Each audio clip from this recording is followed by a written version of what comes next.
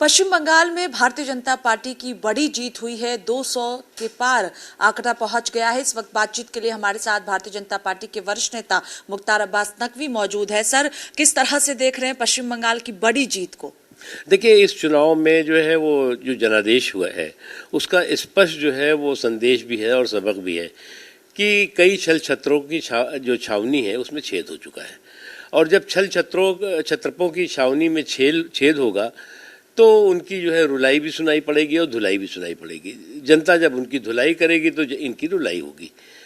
आप जब तक जनादेश का सम्मान नहीं करेंगे, जनादेश पर आप सवाल करते रहेंगे, जो जनता है वो जनतंत्र की जागीरदार है और जनता तय करती है कि किसको मालामाल करना है, किसको कंगाल करना है। आप जनादेश का अपमान करेंगे तो जनता कभी आपका सम्मान नहीं करेगी। ममता बनर्जी कई तरह के गंभीर आरोप लगाते हुए नजर आ रही है। चुनाव आयोग पर, भारतीय जनता पार्टी पर साजिश तक का आरोप कह रही है। उन्हें आत्मचिंतन करना चाहिए।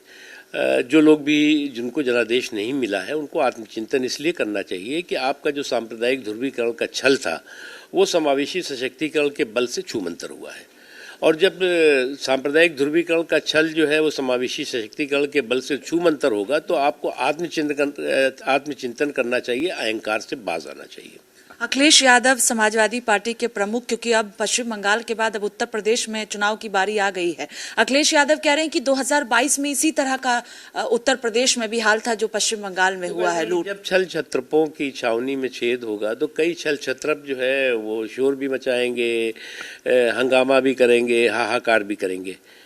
और वो अगर इस बात को समझते हैं कि उनके इस तरह के हाहाकार, हंगामे और हुड़दंग से कोई उनको लाभ होने वाला है तो नुकसान होगा। आखिरी सवाल है, अखिलेश यादव ये भी कह रहे हैं कि खुलेआम जनमत की लूट पश्चिम बंगाल में हुई है। आपको लगता है कि जो नतीजे पश्चिम बंगाल में आए हैं उसका असर उत्तर प्रदेश में भी हो सकता है 2017? एक चीज समझना चाहिए, आप जो है वो जब तक संवैधानिक संस्थाओं की सामंती लिंचिंग में लगे रहेंगे तब तक आपको जो है वो देश किसी तरह का आपका भला नहीं करेगा।